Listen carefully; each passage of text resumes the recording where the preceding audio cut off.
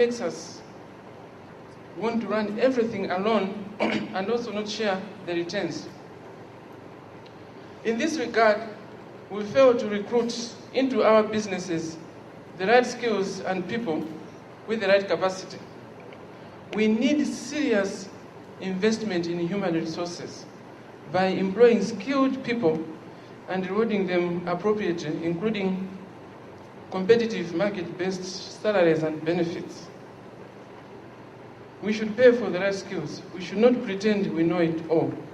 And in virtually all organizations, the single most important resource is the human resource.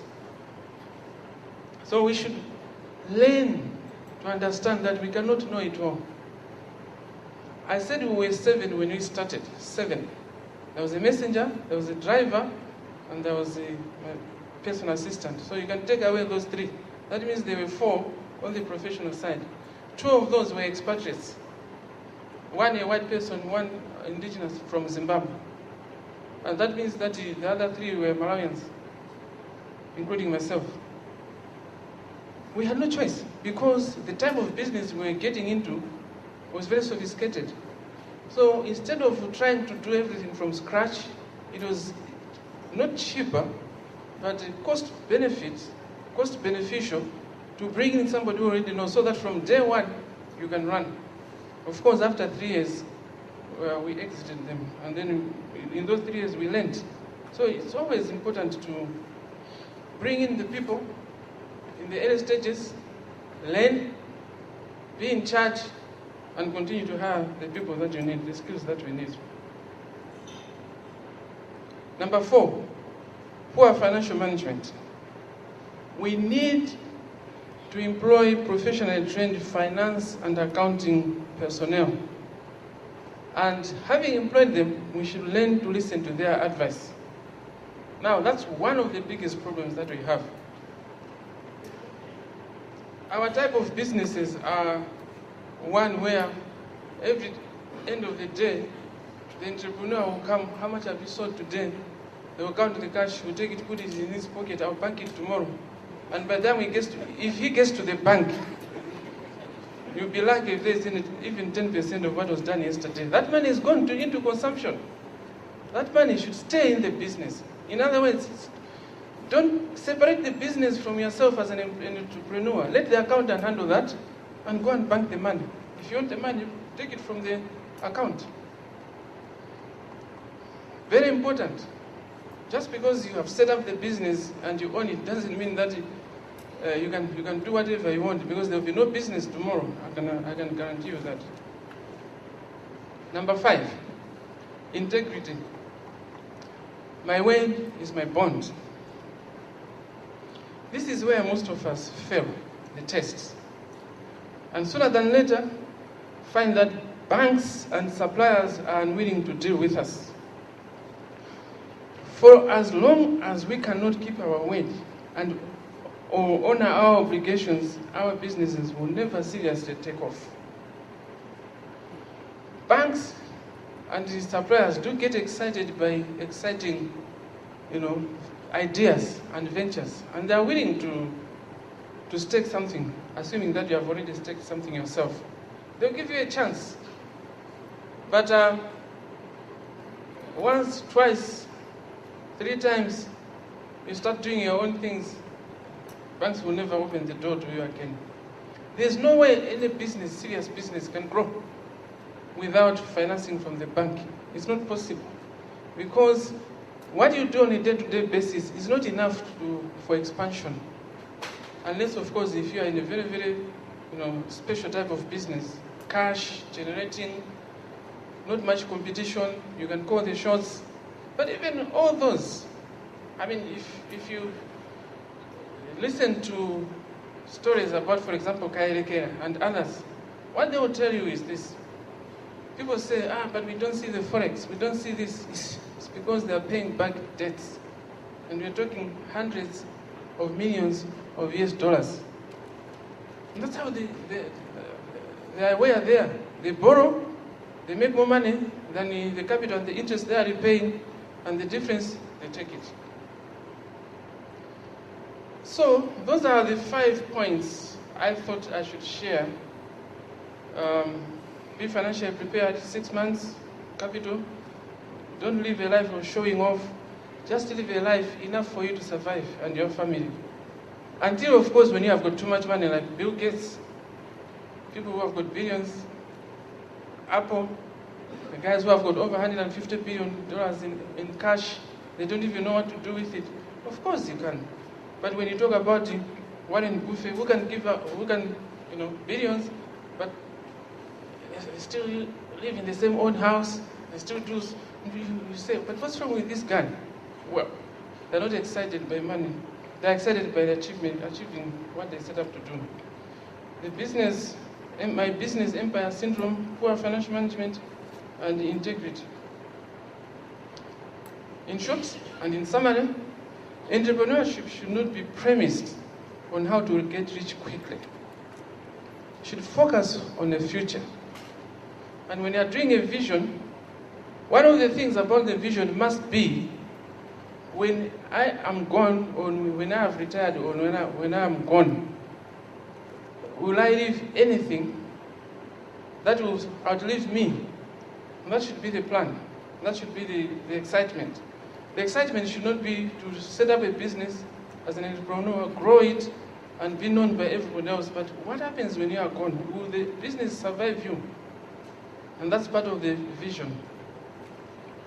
Unless and until we Malawians in business learn and accept to address all these issues, we stand no chance of graduating into major businesses, and we risk remaining Mickey Mouse operations. That is why I applaud Business Consult Africa for the vision they have for entrepreneurs in Malawi. Take it from me, we will never get help from anybody else except from ourselves. And I'm pleased that, in fact, I was wondering, COMESA is too big. There's been a short notice inviting people to come to this thing and short publicity. Will there be people? I think I want to applaud all of you who have come at such short notice. That's what we need. As the Master of Ceremony said, just by coming here, it shows your determination. Now let's take the next step. We must embrace this vision set out by Business Consult, just like God had a vision for the Israelites. But it's not enough, because if this vision by Business Consult is not ours, it's not mine, it's not yours, you need to have your own vision, because that's the one that is going to take you. The Israelites didn't buy into God's vision, and hence they perished. We don't buy into Business Consult Africa vision, also will perish. I thank you for your attention. The power is in our hands. We're capable and able. Also spicing up the event was renowned Malawian poet Chigomezia Gondwe with her catchy poem titled Visualize to Realize.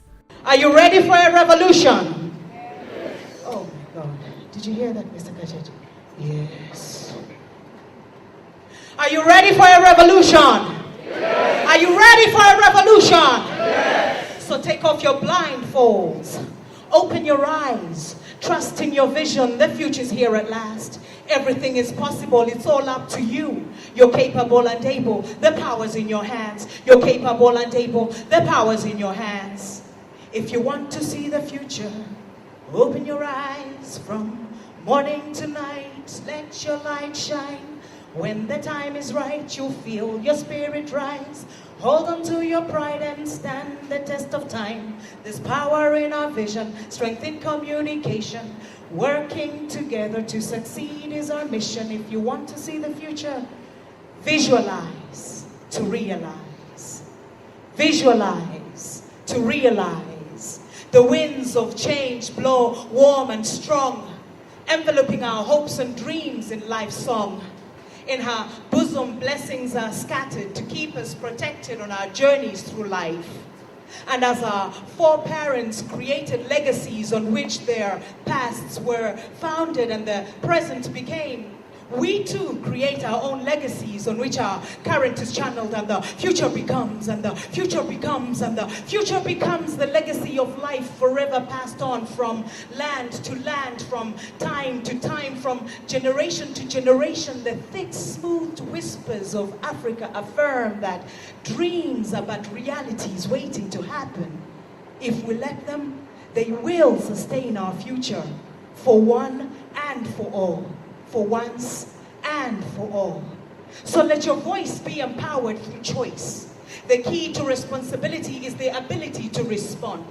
Reflect, relate, connect, keep faith, create, stimulate, converse with the universe. When the time is right, you'll feel your spirit rise. Sharpen attention, define your intention. This is the revolution. Freedom is essential. Utilize your mental.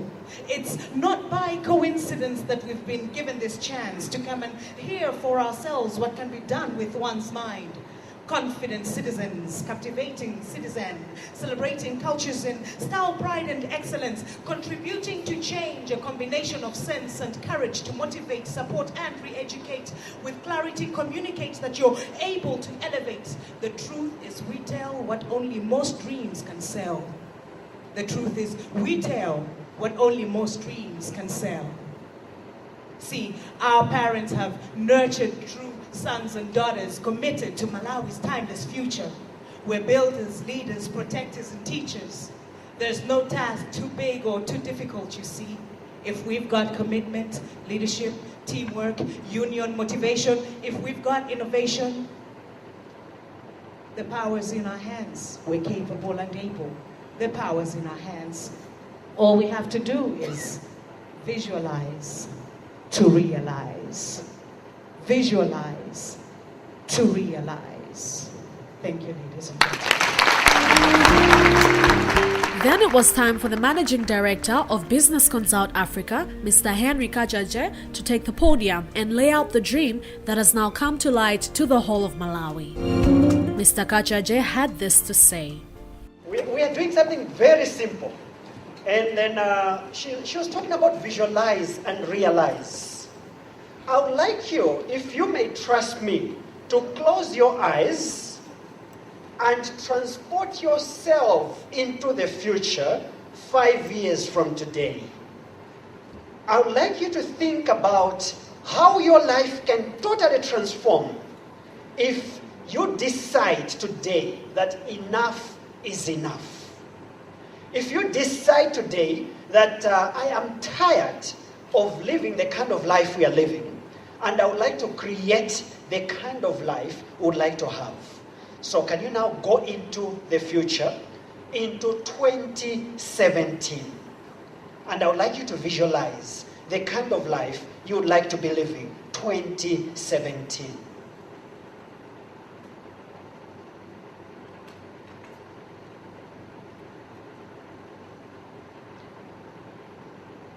All right, open up your eyes. Can I just announce to you that the year is now 2017? We've just met at a Christmas party. We are actually celebrating the success that has come into our lives after 5 years of hard work. I would like you to take about 2 minutes to just greet people and greet them the way you are in 2017. Do that for about 5 minutes, 2 minutes.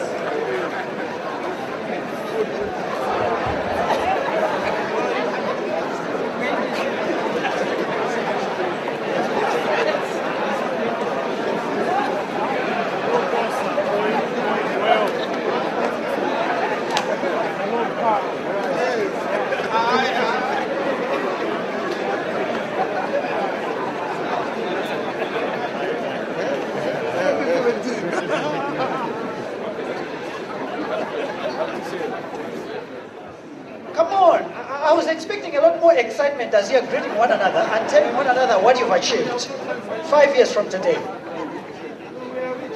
Anybody who is meeting exciting people? All right, okay. Ladies and gentlemen, you may take your seats.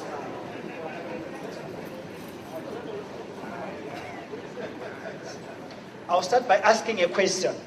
Are you excited about the life you're living in 2017? Anybody excited about the life you're living in 2017? And are you happy you've become what you've become? All right, let's create it now. So I take you back to 2012, sadly. Here we are in 2012. Let's start once again. We are very honored at Business Consult Africa to have all of you come and attend this function, the beginning of a revolution in this country.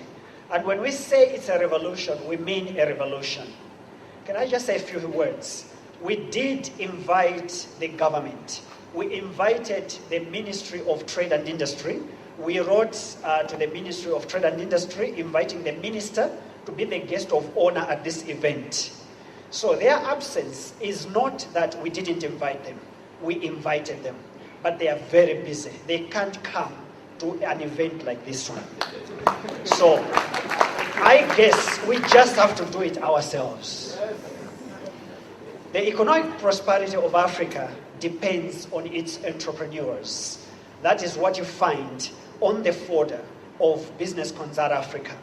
We totally believe in this dream, and we know entrepreneurs are going to make it.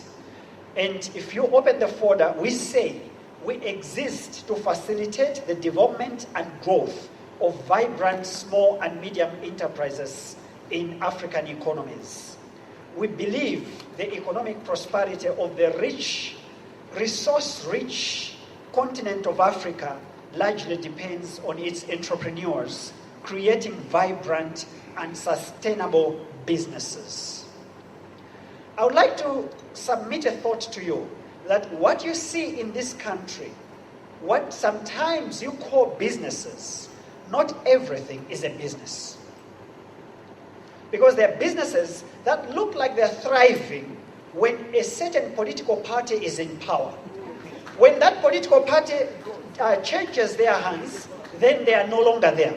So those are not the kind of businesses we are going to be creating. No. We want businesses that can be created because the people are providing a service and not stealing from government.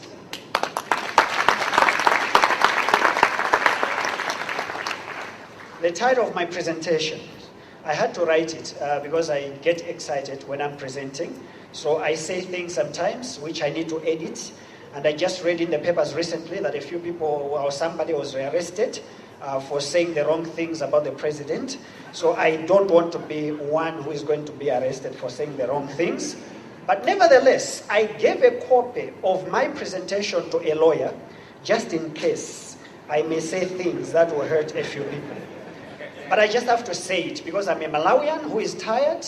I'm a Malawian who is proud to be a Malawian, but I'm a Malawian who would like to live in a Malawi that is progressing and not a Malawi that is going backwards. Last year, I took some audits and I discovered that I've used up 40 years of my life on planet Earth. I hear people that say, I'm 40 years old, I'm 20 years old, I'm 30 years old. You are not 20 years old. You are not 40 years old. You are not 50. You have used up 50 years of your life. Have you used them productively? Have you used them to create a lasting legacy in this country? Have you used your years on planet Earth to better the lives of others? Or have you used them to oppress others?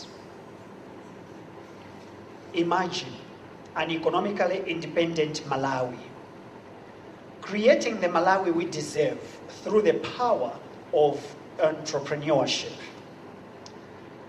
On 6th July 2014, just about 20 months ago, Malawi as a nation will be celebrating 50 years of political independence. In other words, July 6th, 2014, Malawi will have become 50 years as a nation. Nearly 50 years later, we are still economically dependent on the former colonial masters and a few other donors. Is this normal? That's the question that I've been asking myself. Should we be celebrating, indeed, that we are an independent economy? Are we an independent country? A man of 50 years of age, with a family of his own, children, you expect them to take care of the family. But if a man of 50 years is still dependent on his parents, still living in the bedroom of the parents, something is not correct. Something is not normal. Now, even the Bible says, if anyone does not provide for his own relatives, and especially his immediate family, he has denied the faith and is worse than an unbeliever. That's according to 1 Timothy chapter 5, verse 8. If a person has a family and doesn't provide for that family, they are worse than somebody who doesn't believe. I wish pastors were teaching such kind of scriptures in the church. Malawi would have changed. With age, you expect somebody to have some maturity.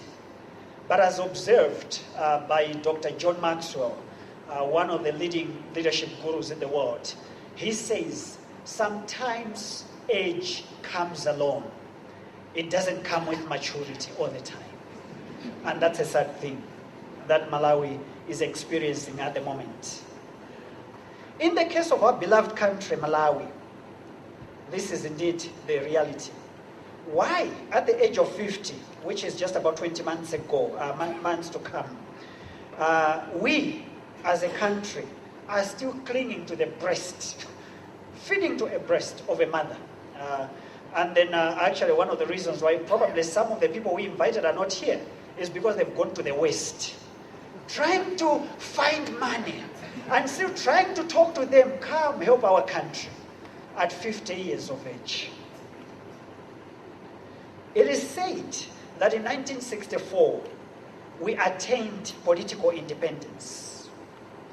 Actually, I had to bring my father, my uncle, who is seated right there. He was part of the first cabinet, I believe, or the second cabinet.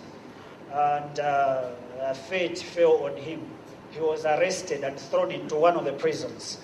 And you spent some time in prison, in Malawian prisons. 4 years. 4 years in prison. He didn't commit any crime. The crime was that he was just bright. The crime he committed was that he was bright. So you can understand where I come from. I come from him. But in 1964, when we attained political independence, Malawi was economically ahead of these countries: China, South Korea, Singapore. Just 33 years ago, Malawi was economically ahead of China on a per capita income basis. Can you just visualize that? 33 years ago, Malawi was ahead of China. And yet, today, Malawi is looking up to China for financial handouts. Most people look at the new parliament building in Lilongwe and look at it and say, wow, a great achievement in this country. But I would like to be very honest with you. Every time I pass that building, I feel like crying. Why do I feel like that? Because I feel so ashamed and humiliated as a Malawian. They've even put a placard there, a donation by the People's Republic of China. Now, I ask myself the following questions. Are we sure as a country that after about 48 years of being independent, we couldn't save enough money to build just one building for our parliamentarians to be meeting in that building? Are we honest? Are we serious as a country? Should we be proud in 2014 that indeed we've been independent for 50 years? When our parliamentarians meet, Parliament is the highest law-making body in this country, and they're still meeting in a donated building. Now, here's a question that comes to me as an entrepreneur. Would they be thinking beyond donor dependence while sitting in a building donated by donors.